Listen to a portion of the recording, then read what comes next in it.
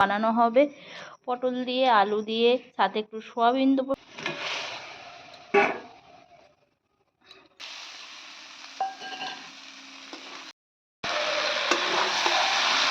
তরকারি।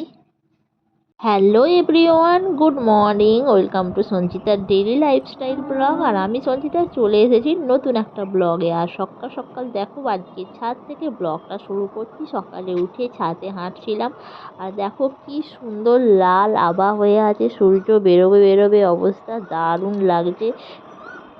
তো শুভ সকাল, দেখতে পাচ্ছ বন্ধুরা, চলে এসেছি রান্না করতে। আর এই যে ভাত বসিয়ে দিয়েছি। আর আজকে দুপুরের খাবারের জন্য বানানো হবে পটল দিয়ে, আলু দিয়ে, সাথে একটু সয়াবিন দেবো, সয়াবিন দিয়ে সবজি। আর ওখানে মাছ আছে, তো মাছের ঝাল হবে। আর দেখতে পাচ্ছ ঠাকুমা এখন কাটছে পটল।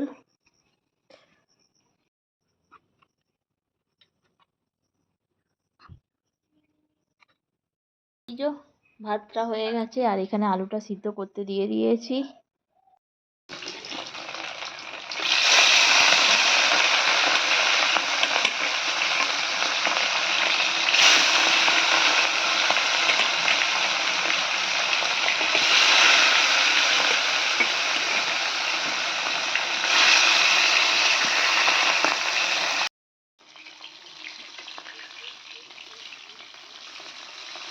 বাজার থেকে আনা হয়েছিল রুই মাছ। আর রুই মাছটাই যেহেতু আমাদের বাড়িতে একটু বেশিই হয়, তো রুই মাছটাকে ভালোভাবে ধুয়ে নুন আর হলুদ মাখিয়ে দিলাম। আর এটাকে ভাজতে দিয়ে দিয়েছি।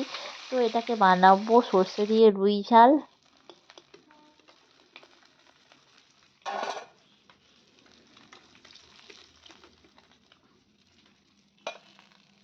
মাছগুলো ভাজা হয়ে গেল। তো ওই তেলের মধ্যে আমি সর্ষে বাটা, আদা বাটা, লঙ্কা গুঁড়ো, হলুদ গুঁড়ো দিয়ে দিলাম। আর একটু ভালোভাবে নেড়ে নিলাম।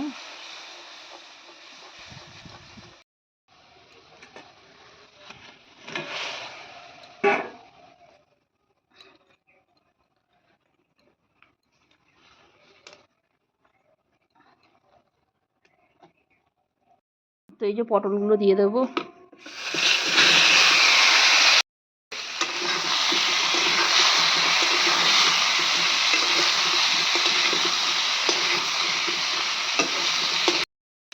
তো দেখো পটলগুলো আমার মোটামুটি ভাজা হয়েই গেছে। তো এটাকে আরেকটু ভালো করে ভেজে নেব। তেলের মধ্যে ফোড়ন দিয়ে দিলাম। আর এই যে পটলগুলো ভাজিয়ে নিলাম, ভেজে নিয়ে পেঁয়াজগুলো দিয়ে দিলাম। পেঁয়াজ দেবো।